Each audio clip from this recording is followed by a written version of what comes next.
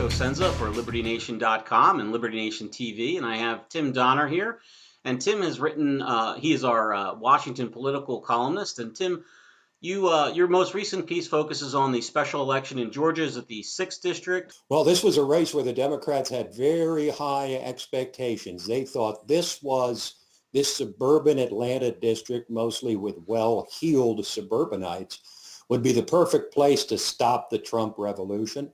Trump had only won there by 1 point, but Karen Handel, the Republican running for this congressional seat, in the special election, won by 5 points. So if anything, it was a pickup for Trump and a crushing disappointment for Democrats, much as they might now say that it didn't really mean that much. Now, this was a special election, so I'm guessing that, there wasn't that much money involved in the race. Is that right? You would be wrong. $50 million, the biggest amount of money, largest amount of money ever spent on a congressional race. And by the way, the previous high was $30 million. So it easily exceeded that. Congressional or House race only? For a House race. Okay. This was pumped up beyond all recognition to a race that was so critical for the future of these parties, but it really was for one seat out of 435 in the House of Representatives. And the winner, Karen Handel, just like if Ossoff had won, the winner was going to go to Washington and not make a whole lot of difference, not change the balance of power at all. So it was the political class looking to overhype an election that probably wasn't as important as the Democrats had made it out to be. Do those fundraising receipts indicate that it seems like the Democrats were out to nationalize the election to the extent possible. And as I understand, they had a large funding lead over the Republican candidate. So did they successfully nationalize it, do you think? Both within the donor base and the voters of the district? Is there a sense that the voters of the district were saying essentially, let's give Trump a shot here or not? What's your read on that?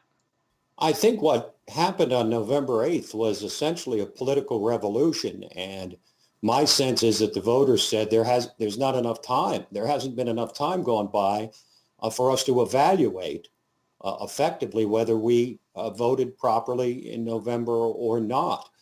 They're not ready to change their minds after 5 months of the Trump administration. And yes, the race was nationalized.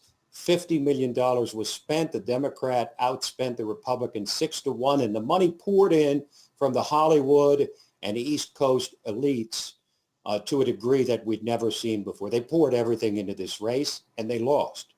Do we have any more special elections on the horizon, or will this do it for until November in any case?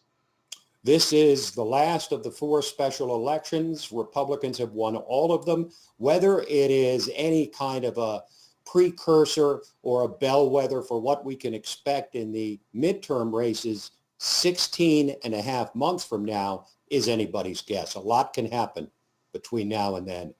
Do you happen to know off the top of your head what is the record either for fewest seats lost or most seats gained by an incumbent party, a party that has the White House in the first midterm?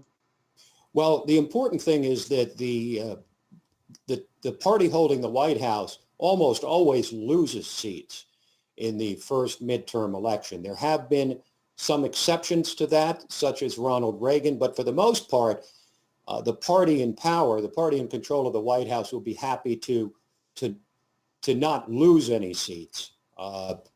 In terms of gaining seats, I think the Republicans' hope of gaining seats is that the Democrats have followed a uniquely scorched earth policy against Trump. Their entire really reason for being now is to do everything they can to depose Donald Trump. And I think the voters were saying, as they did last November, that that's not enough of a reason to vote for a Democrat. Okay, well, thank you very much, Tim. And we look forward to more of your cogent analysis on LibertyNation.com.